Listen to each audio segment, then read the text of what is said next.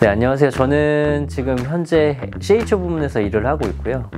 인사 직무로 04년부터 시작해서 현재까지 인사와 관련된 모든 일들을 하고 있습니다. 제가 채용을 할 때 몇 가지 경험했던 것들 중에 취업 준비를 하는 분들께 좀 도움이 되는 말씀을 좀 드리고 싶은데요. 우선 자기소개에 대한 내용입니다. 자기소개 같은 경우는 어떤 말을 해야 될까 분명히 고심을 많이 하셔서 스크립트 형식으로 작성을 하시고 그걸 통째로 외워서 오시는 분들이 많습니다. 근데 거기에서의 문제점은 뭐냐면 문어체로 작성이 돼 있기 때문에 실제 듣는 사람은 구어체의 느낌, 즉 말을 하는 것처럼 좀 편하게 말씀을 하셨으면 좋겠는데 그런 것들이 좀 잘 안 되고 있어서 부자연스러운 느낌이 좀 있어요. 그래서 여러분들께는 한 70%에서 80% 정도의 중요 키워드 정도만 머리에 담으시고 그런 것들을 말로써 편하게, 글이 아닌 말로써 좀 편하게 전달을 해주시는 게 훨씬 더 진실성을 높여주고 그 다음에 편하게 대화를 면접관과 할 수 있는 그런 분위기가 형성되기 때문에 그런 것들은 좀 신경 써주시면 좋을 것 같습니다. 기존의 면접을 보시는 분들이랑 요 근래의 면접에 참여하시는 분들과의 좀 차별점이라고 하면 과거에는 각오, 내가 이 회사에서 열심히 일해보겠다는 어떤 의지 이런 것들에 대해서 좀 강조를 많이 하셨어요. 근데 요즘에는 각오보다는 과거에 내가 어떤 경험을 했고 그 경험을 기반으로 회사에 어떻게 기여를 하겠다 이렇게 해서 실제 본인 경험을 많이 들고 오시는 경우가 있습니다. 그래서 그 내용 중에는 대부분 많이 갖고 오시는 거는 학교 내에서의 프로젝트 수행 경험, 뭐 교수님과의 과제, 그다음에 인턴십에 대한 내용들이 좀 많이 있고요. 그 외에도 공모전, 그리고 아르바이트, 그리고 해외 봉사활동, 혹은 국내 봉사활동 이렇게 여러 가지 에피소드들을 좀 많이 갖고 오시고 그 안에서의 내가 조직생활 혹은 다른 사람과의 관계 속에서 어떠한 목표를 세웠고 그 목표 달성을 하기 위해서 어떻게 기여를 했는지에 대해서 많이 강조를 하고 있는 게 요즘 트렌드라고 좀 보시면 될 것 같습니다. 여러분들이 신경 써야 될 것은 그런 면접 장면 혹은 자기소개서에 담을 만한 소재들을 찾으시는 게 중요한데요. 내가 회사에서 생활을 하기 위해서 어떤 것들이 필요한가, 어떤 경험들이 필요한가를 좀 고민을 해보시고 그런 것들이 인턴십도 괜찮고 프로젝트도 괜찮은데 거기서 나는 어떤 것들을 경험했는가에 대해서 다시 한번 자기의 과거의 시간을 좀 되돌아보시는 게 좋습니다. 그 안에서는 분명히 여러분들이 어려운 상황에서 그것들을 해결하기 위한 여러분들의 역량들이 분명히 녹아있거든요. 갖고 계신 그런 히스토리들을 그 면접 장면이나 자기소개서에 잘 담아내시면 내가 여태까지 보냈던 시간에서 또 다른 의미를 발견을 할 수 있고 그런 것들이 회사에서 도움이 될 수 있는 역량으로 자리 잡을 수 있기 때문에 그런 것들을 좀 찾으시는 연습이 좀 필요할 것 같습니다.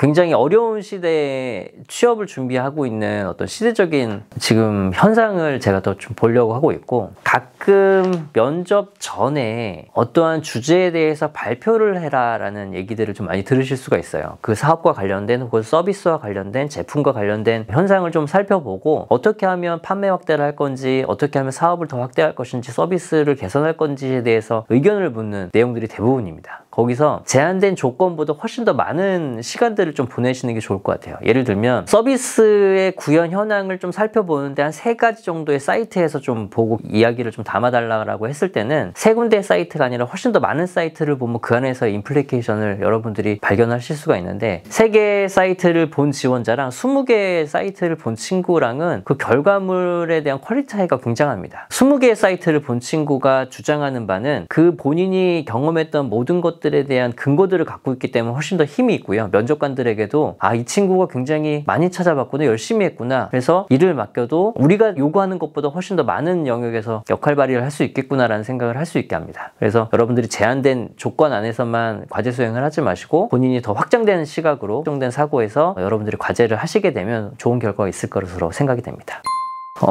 저는 우선 제일 중요한 건 본인이 어떠한 기업에서 어떠한 직무를 수행하고 싶은가에 대해서 생각해보는 시간이 굉장히 필요합니다. 그래서 내가 A라는 기업에 가고 싶다. A라는 기업에 가서 어떤 직무를 담당하고 싶다면 그와 관련된 경험을 해보시는 게 훨씬 좋습니다. 예를 들자면 스타벅스 마케팅 팀에서 일을 하고 싶은 친구가 있다면 20살부터 준비를 여러 경로를 할 수가 있습니다. 스타벅스에서 하는 공모전에도 참여를 할 수가 있고요. 아르바이트 당연히 할 수 있고 바리스타 자격증도 할 수 있고 그리고 스타벅스에서 하는 CSR 활동, 즉 해외 봉사활동도 같이 좀 할 수가 있습니다. 그렇게 내가 원하는 기업에 내가 원하는 직무 그 안에서 채용 공고가 열리면 내가 그것과 관련된 여러 가지 경험들을 했다라고 해서 연관성을 찾을 수가 있어요. 그래서 본인이 어떤 기업을 선택할 것인지 어떤 직무를 선택할 것인지에 대해서 먼저 선행되어야지만 그와 관련된 활동들은 뭐고 있지? 여기서 하는 인턴 인턴십은 없나? 여기서 하는 공모전들은 없나? 이런 것들을 훨씬 더 많이 볼 수가 있고, 그 다음에 원하는 기업이 생겼으면 그 기업과 관련된 여러 사회에서의 뉴스들을 찾을 수가 있어요. 그럼 사업적으로 어떤 과제들이 있는지, 그 사업적 과제를 어떻게 고민을 하고 있고, 내가 생각하는 아이디어나 내가 생각하는 개선 방안은 무엇인지에 대해서 제시를 할 수가 있기 때문에, 가장 중요한 건 내가 어떤 일을 해야 되겠다라는 것보다는 내가 이 일을 왜 해야 되는가, 이걸 왜 선택하는가를 먼저 생각하시는 게 훨씬 더 바람직할 것으로 생각이 됩니다.